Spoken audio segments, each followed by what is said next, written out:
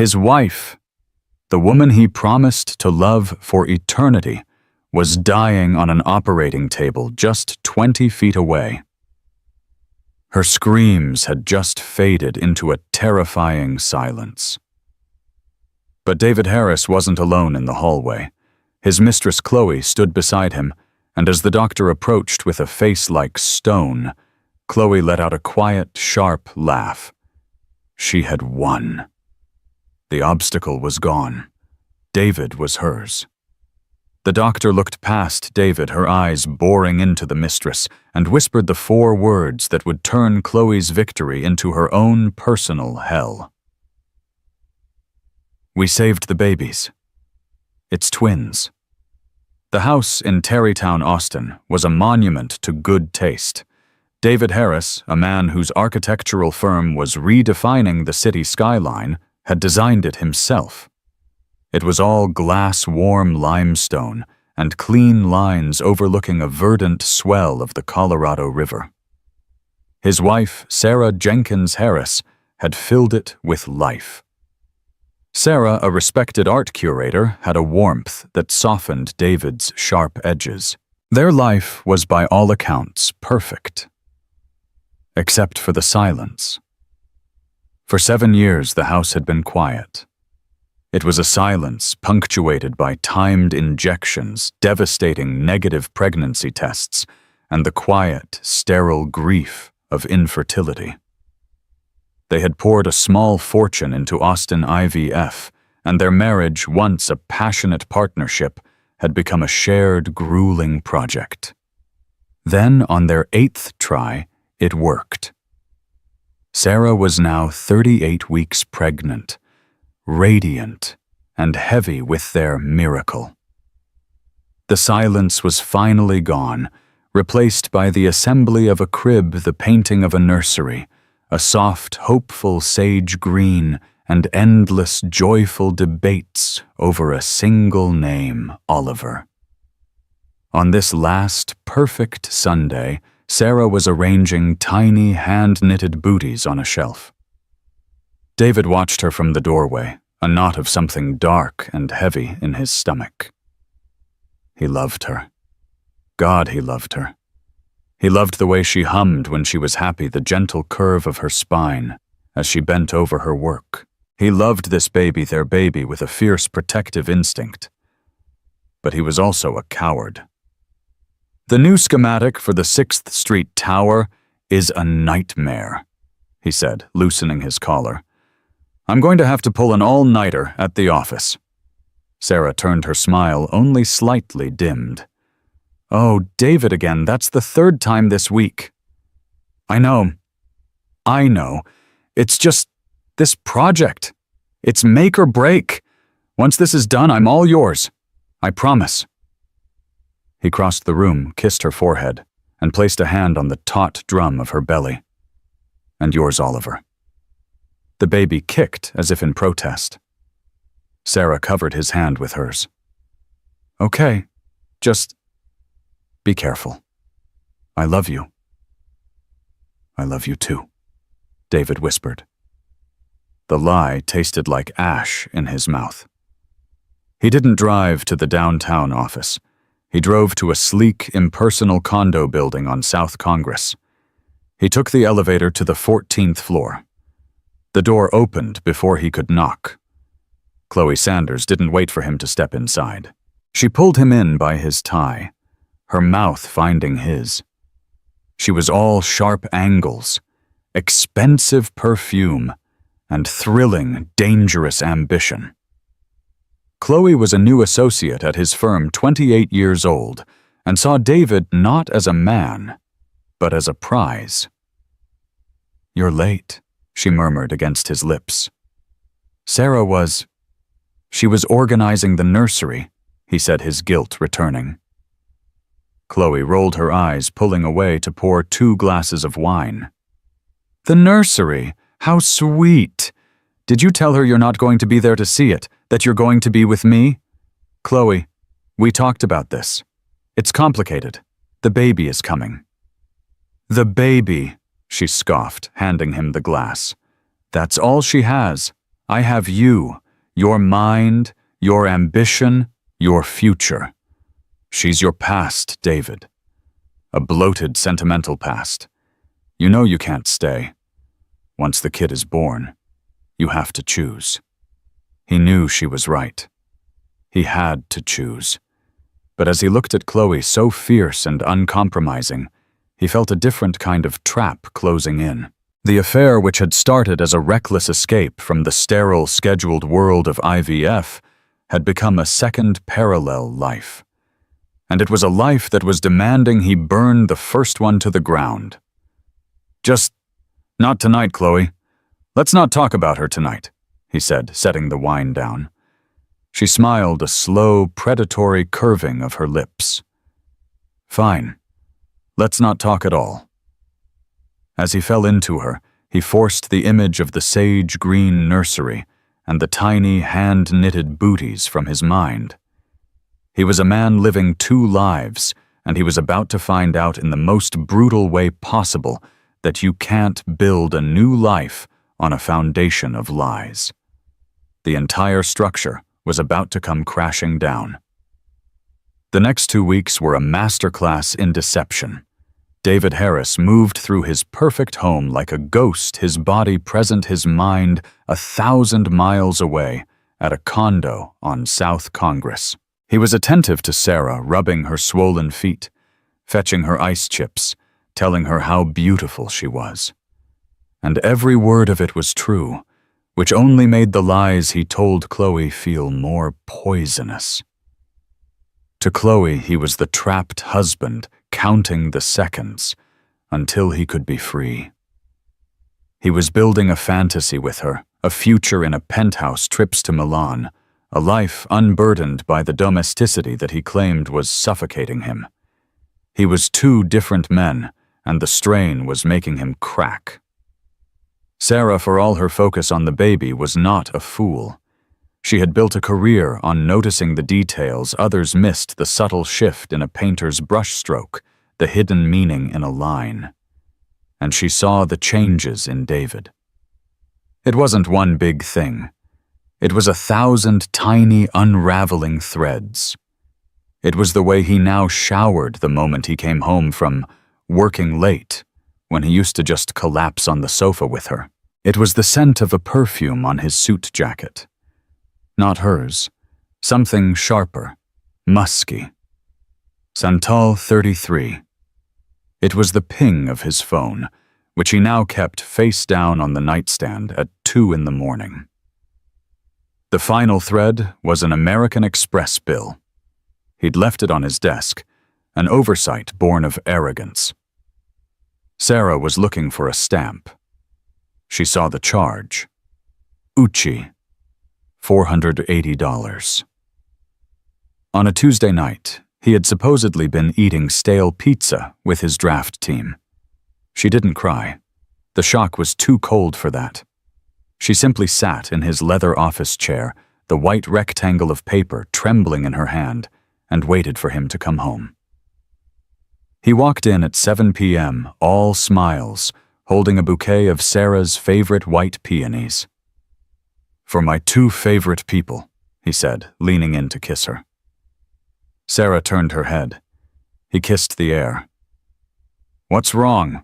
he asked, his smile faltering. She held up the receipt. "How was the spicy tuna?" David's blood ran cold. The color drained from his face. There was no lie big enough to cover this. "Sarah, I can explain." "Can you?" Her voice was quiet, but it was the most dangerous sound he had ever heard. "Can you explain the perfume? Can you explain the 2 a.m. text messages? Can you explain, David, how you could do this to me, to us, now?" She gestured to her stomach, her hand shaking. It just happened," he stammered, the peonies hanging limply from his hand. "It's this woman at work, Chloe Sanders. It doesn't mean anything, Sarah. I swear. It's been so hard, the IVF, everything." "Don't," she hissed, and now the tears came hot and angry. "Don't you dare use our son as an excuse for this. You think it's been hard for you. I'm the one who's been pumped full of hormones, who's had my body poked and prodded for 7 years. I'm the one carrying this child. And you go find someone. New. He had no defense. He just stood there as her grief and rage washed over him. Who is she?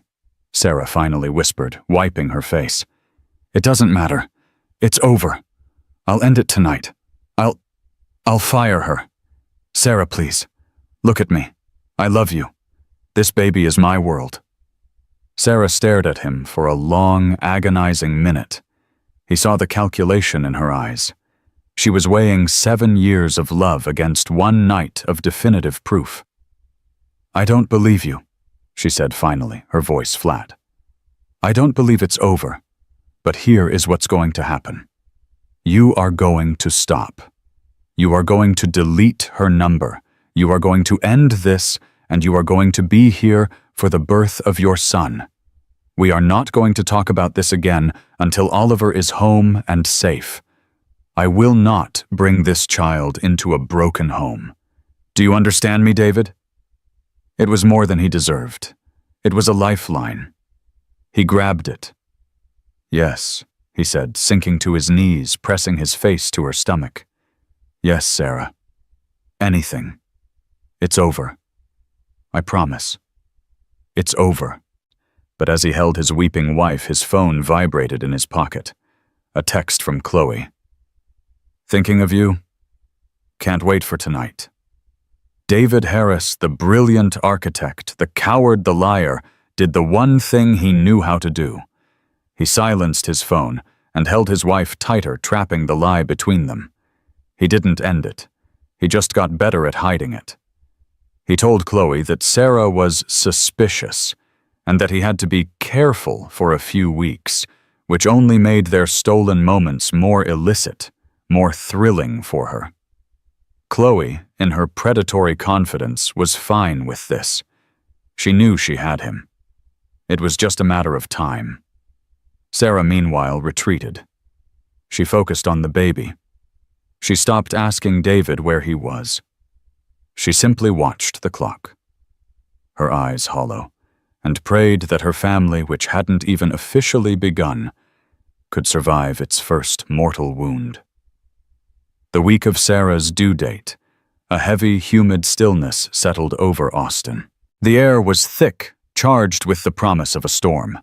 It was a perfect mirror for the atmosphere inside the glass house in Terrytown. Sarah was on edge, not just from the pregnancy, but from the palpable tension. David was a caricature of a devoted husband, a man playing a role so hard it was painful to watch. He was home every night by 6 phone placed screen up on the counter. But his eyes were distant, and he jumped every time the doorbell rang. The confrontation had changed nothing except to make the silence between them heavier. On Tuesday, Sarah had her 39-week checkup. David had a critical meeting he couldn't miss. It's with the city council, babe. I have to be there. I'll be there for the main event, I promise. It's fine, David, Sarah said, tying her sneakers, her feet so swollen she could barely see them. My mother is taking me. Her mother, Margaret Jenkins, was a woman cut from stern Texas granite. She had never fully trusted David, finding his charm too polished, his ambition too sharp. She arrived in her practical Volvo, took one look at her daughter, and her lips thinned. You look exhausted, Sarah. He's not helping, is he? He's busy, Mom. The 6th Street Tower. Right. The tower. Margaret said the word, dripping with disbelief. At the clinic, Dr. Evelyn Miller, a brisk, brilliant OB-GYN who had guided them through the entire IVF journey, entered the exam room. Her normal, cheerful demeanor was gone. Sarah Margaret, let's get your blood pressure. The cuff hissed. Dr. Miller looked at the reading. She took it again. Sarah, she said, her voice calm but firm. Your pressure is 180/110. That's dangerously high. What? But I feel... Okay. Just tired. That's the scary thing about preeclampsia. I'm also seeing protein in your urine sample. We need to get you to the hospital. Now. We're not waiting for labor. We're inducing you today." A jolt of panic, cold and electric, shot through Sarah. "Today? But David. He's in a meeting." "Call him," Dr. Miller said, already pulling off her gloves and typing into her tablet. "I'm admitting you to St. David's Medical Center. I'll meet you there in 20 minutes. Margaret was already on the phone, her face grim. "David, it's Margaret. Sarah's in trouble. Preeclampsia. They're inducing her now at St. David's." David was, in fact, in a meeting, but it wasn't with the city council. It was in a dark, plush booth at the W Hotel bar, his leg pressed against Chloe's. They were drinking champagne, celebrating the hypothetical future where he was free. His phone buzzed. Margaret Jenkins. He winced and silenced it. "Who's that?" Chloe asked, tracing the rim of her glass. "No one. Just work." The phone buzzed again. "Margaret Jenkins." He silenced it again. "You're a terrible liar, David," Chloe purred. "It's her, isn't it?" Before he could answer, the phone buzzed a third time. Sarah. His heart hammered. Sarah never called him when she was with her mother. He picked it up. "Sarah, is everything okay? David." It was Margaret's voice, sharp with terror. "I'm driving her. She's... God, David, she says she can't see properly. Her vision is blurred. Get to the hospital." "St. David's, now." The line went dead. The blood drained from David's face. Blurred vision. High blood pressure. He'd read the pamphlets. This was bad. This was red alert bad. "I have to go," he said, throwing cash on the table. "What?" Chloe's face twisted in rage. "You're kidding me. She's faking it, David. It's a ploy to get you back." "She's not faking." He snapped, his voice raw with a sudden real fear. "She's at the hospital. It's the baby. It's happening." He ran from the bar, leaving Chloe sitting alone in the booth. She sat there for a full minute, the champagne tasting sour. He had left her. When it came down to it, when the real thing happened, he ran back to his wife. He chose her. A cold, narcissistic fury, deeper and more potent than any she had ever felt, settled over her. She was not a woman to be discarded. She was not the other woman. She was the main woman. And she was going to prove it. She pulled out her phone and called an Uber. "St. David's Medical Center," she told the driver, her voice perfectly calm. "And please drive quickly. It's an emergency." She was going to the hospital. She was going to find David. She was going to force the choice right then and there. She would not be hidden. She would not be ignored.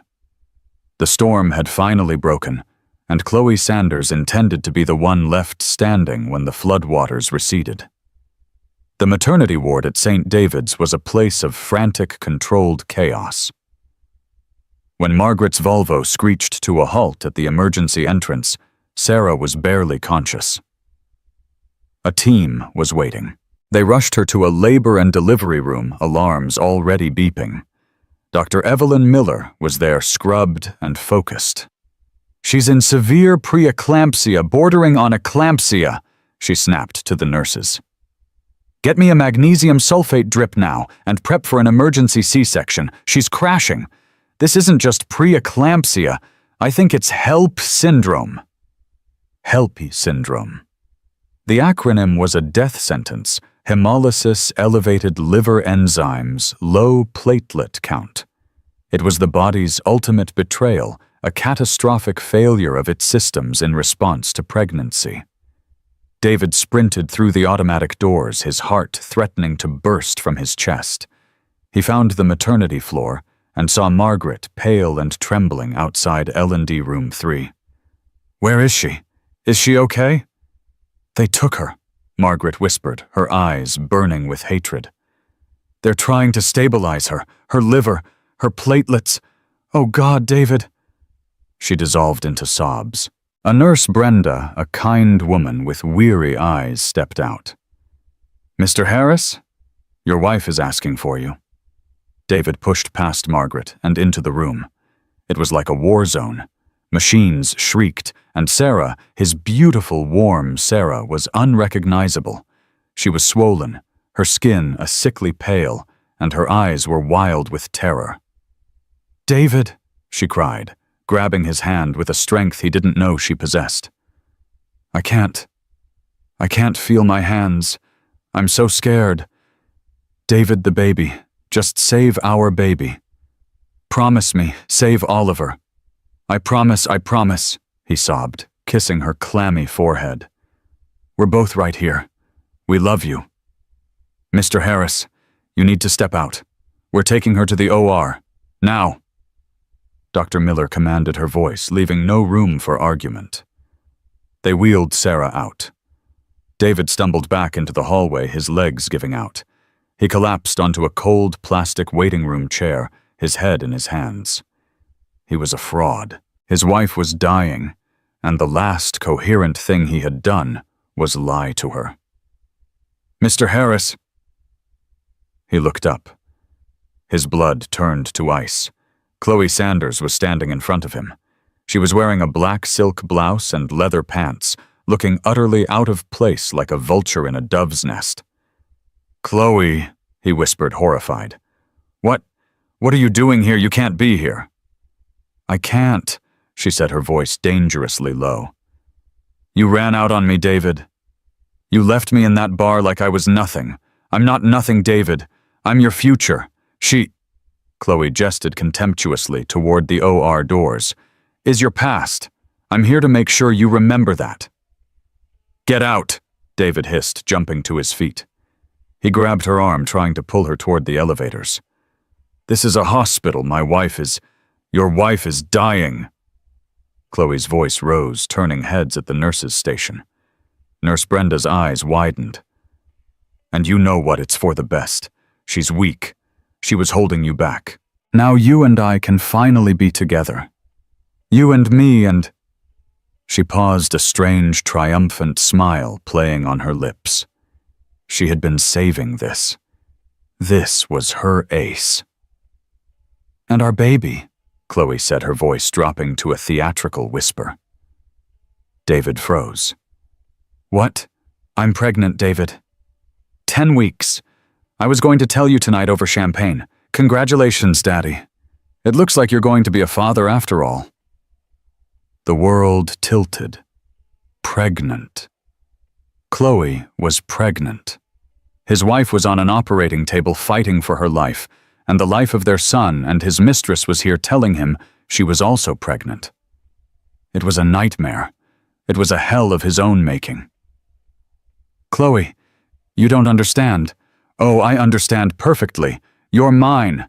That thing in there is just a complication. And complications, she said, her eyes glinting, can be removed. You're a monster, David breathed, recoiling from her. I'm a survivor, she corrected. And I'm not leaving. I'm going to wait right here for the good news. Before David could respond, before he could physically throw her out of the hospital, the doors to the operating hallway swung open. Nurse Brenda was walking quickly toward Dr. Miller, who was at the scrub sink. Doctor, Brenda said, her voice low but urgent. That woman in the hall, the one in the black blouse, she was just screaming at Mr. Harris. She said, that thing in there is just a complication, and that she's pregnant with his baby. Dr. Miller stopped scrubbing. She slowly turned her eyes over the top of her surgical mask, hardening into chips of ice. She had just seen Sarah Harris's platelet count. She knew what was happening. She had seen this kind of tragedy before, but the cruelty in the waiting room was a new, horrifying variable. Keep her away from L&D, Dr. Miller ordered. Call security if you have to, and get Mr. Harris back in here. He needs to prepare himself. The battle in the OR was failing. The war in the waiting room was just beginning. Time dissolved into a thick, syrupy dread. David sat on one side of the waiting room near the OR doors, his body vibrating with guilt and fear. Chloe, defiant, had taken a seat on the far side by the elevators, casually scrolling through her phone, as if she were waiting for a table at a restaurant. Margaret had gone to the chapel, unable to bear the sterile, terrifying proximity to the operating room. David prayed. He prayed to a God he hadn't spoken to in years. He prayed for Sarah. He prayed for Oliver. He prayed for this nightmare to end, for the clock to rewind, for a chance to undo the last 6 months of his life. An hour passed, then 2. The atmosphere on the floor shifted. Nurses moved with a new grim urgency. David heard a code blue paged over the intercom, followed by L&D Operating Room 2. Sarah's room. He shot to his feet. A nurse gently pushed him back. "Sir, please wait." He watched helpless as the crash cart was slammed through the doors. He heard a new level of frantic shouted commands from inside, and then a sound that would haunt him forever, a long, single, continuous beep. The sound of a flat line. Chloe looked up from her phone, a flicker of interest in her eyes. She saw David's white-knuckled grip on the chair. She saw the panic.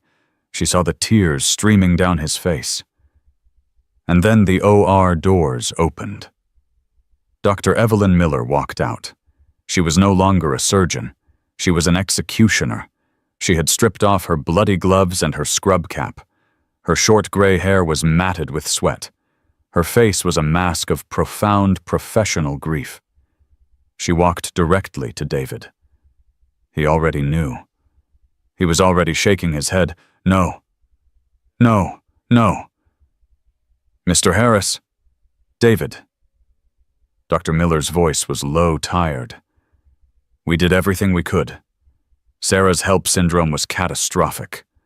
Her liver failed. She developed DIC. She was bleeding from everywhere. We couldn't stop it. We gave her 30 units of blood, but she threw a massive embolism." The doctor took a deep breath. "I'm so sorry. We lost her. Sarah, she's gone." David Harris shattered. A sound left his body that wasn't human. It was a raw animal wail of pure agony. He collapsed his body, folding in on itself, his hands clawing at his face. He had killed her. His lies, his stress, his betrayal, he had killed her. And from across the waiting room came another sound. A laugh. It was quiet, sharp, and utterly unmistakable. A single, triumphant bark. David's head snapped up. Chloe was standing now, a hand partially covering her mouth, but her eyes were dancing with victory. She had won. The wife was dead. The obstacle was gone. David was grieving, yes, but he would get over it. He was hers. All of him. And his fortune. She walked over her heels, clicking on the linoleum, her face a perfect, false mask of sympathy. "Oh, David, darling, I'm so terribly sorry for your loss. What a tragedy." David, in his shock and grief, could only stare at her. Dr. Miller's eyes, which had been fixed on David, slowly swiveled to Chloe. She recognized her instantly. The woman from the hallway. The complication. Her gaze was so cold, so filled with contempt it could have frozen fire. Chloe's smirk faltered under the weight of it. "Mr. Harris," Dr. Miller said, her voice suddenly sharp, deliberately cutting through Chloe's performance. She did not take her eyes off the mistress. "Mr. Harris, we couldn't save Sarah." She paused. "But we saved the babies." David's head, buried in his hands, came up slowly. "What babies? No, it's a boy. Oliver." Dr. Miller finally turned her gaze back to David, and for the first time a flicker of softness entered her eyes. "It was a surprise," she said, her voice gentle, but loud enough for Chloe to hear every word. One baby was positioned directly behind the other on every ultrasound. It's rare, but it happens. We didn't know until we got in. She knelt, putting a hand on David's shoulder. "You have a son, David. He's tiny, but he's a fighter. And you have a daughter. It's twins." The 4 words hit the air. It's twins.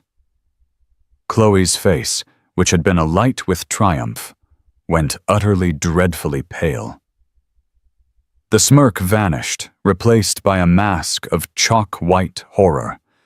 Her mouth opened, but no sound came out. Twins. Not one inconvenient, grieving child. 2. 2 babies. 2 permanent, unbreakable living links to the sainted dead wife. 2 heirs to the Harris legacy. 2 tiny, screaming, expensive reminders of Sarah forever. Her own pregnancy, which she had seen as her trump card, her checkmate, was suddenly a liability. She wasn't an exciting new life. She was just the other one. The one with the 3rd baby. David was no longer a grieving widower she could comfort and claim. He was a single father of newborn twins. Her victory, so sweet just seconds before, had turned to ash in her mouth. She backed away, stumbling, her eyes wide with panic. She had laughed, and now the universe was laughing back. The days that followed were a blur of antiseptic smells, the rhythmic beeping of NICU machinery, and a crushing, suffocating guilt. The twins, Oliver and Olivia, were impossibly small, their bodies lost in a tangle of wires and tubes inside their separate incubators. They were Sarah's. They had her delicate eyelids, her fine hair, and David, looking at them through the clear plastic, felt nothing but a profound, hollow sense of being an imposter. Sarah's funeral was a quiet, agonizing affair. Margaret Jenkins stood at the graveside, her face a stone carving of grief. She did not speak to David. She did not look at him. She simply accepted the folded flag. Sarah had been an Air Force brat, and stared at the polished casket, her hatred for the man who had broken her daughter's heart, a palpable physical force. David was alone. And then he wasn't. Chloe Sanders, after her initial shock, had regrouped. She had a new strategy. She showed up at his Terrytown house a week after the funeral, dressed in modest funereal black. She brought a casserole. "David," she said softly, stepping inside before he could stop her. "I know you're in pain, and I know I was shocked at the hospital. I didn't mean to react that way. It was just all so much." David, who was operating on 3 hours of sleep and pure self-loathing, just stared at her. "You laughed, Chloe." "I was hysterical." She lied, her eyes wide with feigned innocence. "It was all so awful. Sarah, and then twins. I broke. But I'm here now. We're in this together, David. You, me, and our baby." She placed a hand on her flat stomach. "We can raise them all, together. A new family." David looked at her, at this woman who had called his dying wife a complication, and felt a revulsion so deep it almost made him gag. "Get out," he whispered. "What, David, don't be like this. I'm pregnant with your child." "Get out of my house. Get out of my life," he roared, the first real emotion other than grief flashing through him. "You laughed when she died. You stood there and you were happy. Get out before I call the police." Chloe's face hardened. The mask was off. "You'll regret this, David. You can't just throw me away. I'm carrying your baby. I'm not going anywhere." "We'll see about that," he said, slamming the door in her face. He was trapped. A single father to 2 premature babies he barely felt connected to, and a pregnant, monstrous mistress who was threatening to ruin him. His nightmare was only just beginning. 2 weeks later, he was called into a meeting at St. David's. He assumed it was about the twins' discharge plan. But when he walked in, it wasn't just Dr. Miller. A grim-faced hospital administrator, Robert Paulson, and a man in a suit, Dr. Aaron Patel, the head of hospital genetics, were also at the table. "Mr. Harris, please sit down," Paulson said, his tone formal. "Is it the twins? Are they okay?" David asked, his heart seizing. "The twins are stabilizing," Dr. Miller said gently. This is about something else. David, when you and Sarah went through your IVF treatment at Austin IVF, there were multiple cycles, correct?" "Yes," David said, confused. 8 over the years. This last one was the one that worked. Dr. Patel cleared his throat and opened a file. "Mr. Harris, as part of the NICU workup for premature twins, we ran a full genetic panel, just to rule out any congenital issues." He paused and looked at the administrator, who nodded. "Mr. Harris, Doctor," Patel continued. "During the course of this routine screening, we found an anomaly, a genetic discrepancy. We cross-referenced the twins' DNA with the sample you provided at admission." He took a deep breath. "David, the genetic markers show you are not the twins' biological father." The silence in the room was absolute. David just stared. "What? That's impossible. That's absurd. We did IVF. It was our embryos." "No," Dr. Miller said, her voice aching with sympathy. "It was Sarah's egg, but the sperm sample, it wasn't yours." Paulson, the administrator, cut in his voice all business. "It appears there was a catastrophic error at the fertility clinic. Austin IVF is a separate entity, but they have privileges at our hospital. We've cross-referenced their records for that day.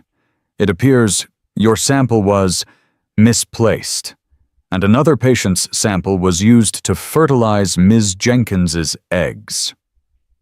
David couldn't breathe. The room was spinning. The babies, Oliver and Olivia, the only things left of Sarah. They weren't his. His sacrifice, his betrayal, his lies, the stress that he was convinced had contributed to Sarah's death. It was all for nothing. He had destroyed his life and lost his wife for another man's children. "Who?" David finally choked out. "A couple," Dr. Miller said softly. "Mark and Jessica Bishop. They were also patients. They've been trying for 10 years. They were told their last cycle failed." David Harris began to laugh. It was a broken, horrifying sound, echoing the one he'd heard in the waiting room. He was a man who had everything, and in the span of 3 weeks had been left with absolutely, cosmically nothing. The news from Dr. Patel didn't just break David Harris. It unmade him. The grief for Sarah had been a tangible, crushing weight. The guilt had been a fire searing him from the inside out. But this new knowledge, this was something else entirely. It was a vacuum. It sucked the very marrow from his bones, leaving him a hollow, weightless shell. He walked out of the administrator's office, floated down the elevator, and drove his car back to the glass house in Tarrytown. He was in the most profound and terrible way free. He was a man with no wife, no children, and no future. He was a ghost in his own life. He walked into the house. Sarah's peonies, the ones from that last awful day, were long dead, their petals a brown, papery confetti on the marble console. He walked past the living room, through his empty office, and up the stairs. He went to the sage green nursery. 2 empty cribs stood waiting. 2 matching mobiles, little hand-knitted lambs hung in the still air. All the love, all the hope, all the 7-year-long desperation that had been poured into this room, it was for nothing. His betrayal, his lies, the stress he was convinced had triggered Sarah's fatal decline. He had done it all, sacrificed his wife, for children who were not even his. He had burned his world to the ground to protect a family that never existed. He sat on the floor, his back against the wall between the 2 cribs. He did not cry. He was beyond tears. He sat there as the sun set, the room plunging into darkness, and he felt the man he was, David Harris, the brilliant architect, the loving husband, the fraud, finally mercifully die. A new man rose in his place, a man with nothing left to lose. And a man with nothing left to lose is the most dangerous and most focused man in the world. This new man had only one purpose: to dismantle the past. He was an architect, after all. He had built this life. Now he would design its demolition. At 7 a.m., he called his lawyer. Stephen Carr was David's corporate attorney, a man who navigated the brutal world of Austin real estate development with the cold precision of a shark. He was used to David's frantic calls about zoning laws and permit bureaucracy. He was not prepared for this. He met David in his sterile downtown office. "David," Stephen said, his face a practiced mask of sympathy. I was so sorry to hear about Sarah. It's a tragedy. I've already started the paperwork for her estate probate." "Stop," David said. His voice was flat, dead. "That's not why I'm here."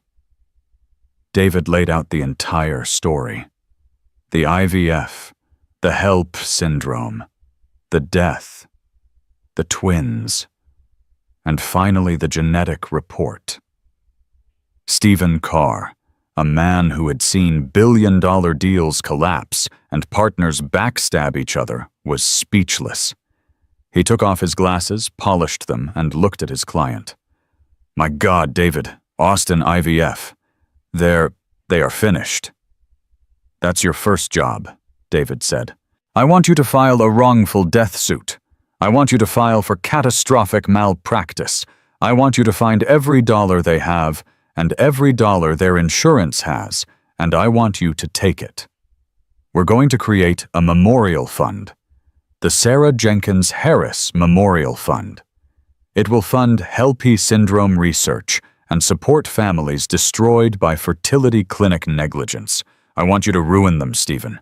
Not for me, for her." Carr nodded slowly, the shark in him smelling blood. "It will be a landmark case. It will be done." "Second," David continued, his eyes like chips of ice. "Chloe Sanders." "The Mistress," Carr said, his tone shifting to distaste. "Messy. She'll have to be paid off. She's pregnant. I assume she'll claim." "She is claiming." "She's claiming it's mine. I don't think it is." "A paternity test, then. We can—" "No," David interrupted. "Not just a test. I want to know everything. You use my money, you hire the best private investigator in this state. I want her keycard records from the firm for the last 6 months. I want her expense reports. I want her credit card statements, her Uber receipts, her hotel stays. I want to know who she was with every single night she wasn't with me. She was hedging her bets, Stephen. I was just one of her prospects. I want to know who the other one was." Carr looked at the man in front of him. This was not the grieving widower. This was an executioner. This isn't just a legal strategy, David. This is a reckoning. "Call it whatever you want," David said, standing up. "Just get it done. And find the real parents of those children. I want to meet them." The meeting with Chloe was set for 3 days later. The investigator was fast. David had the file.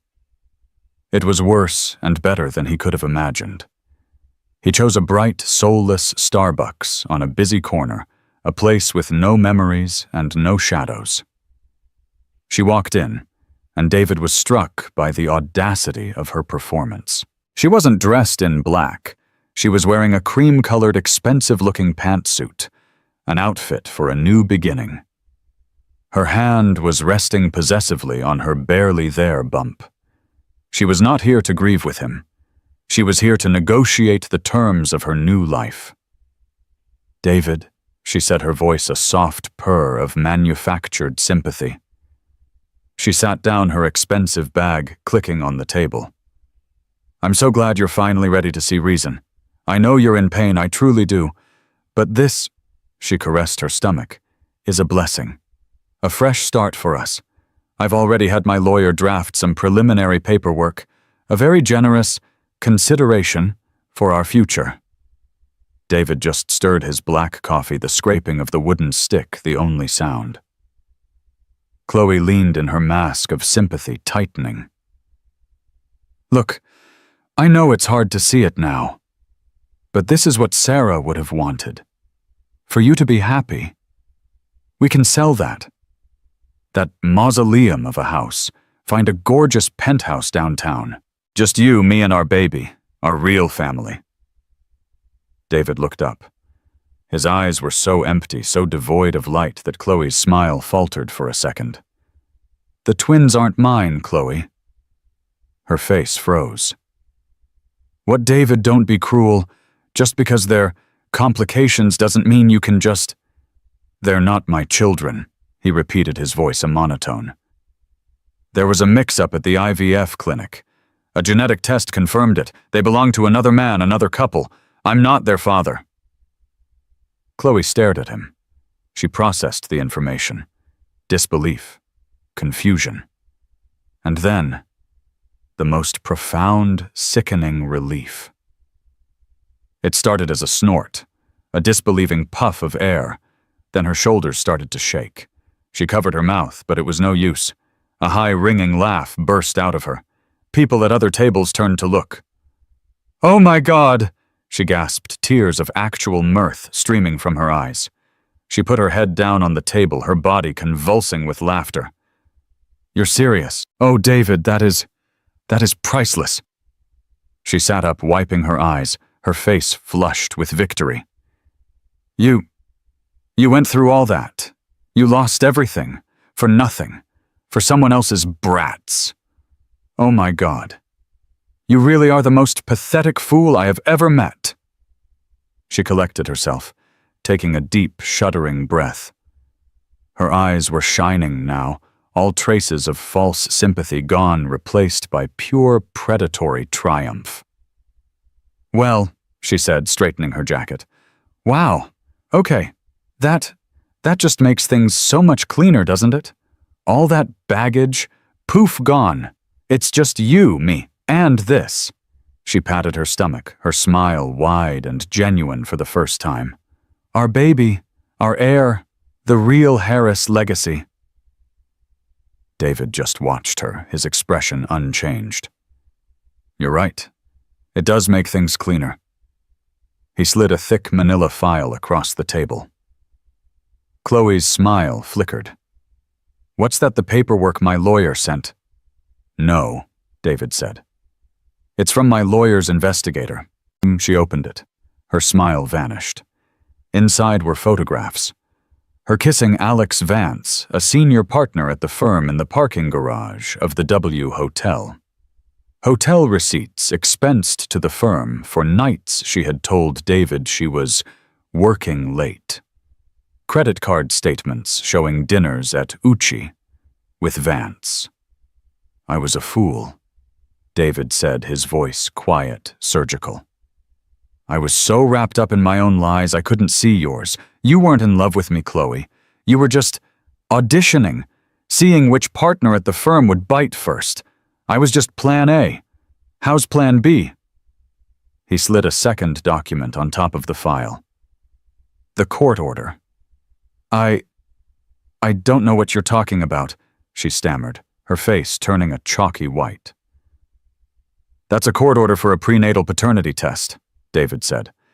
It names both me and Alex Vance as potential fathers.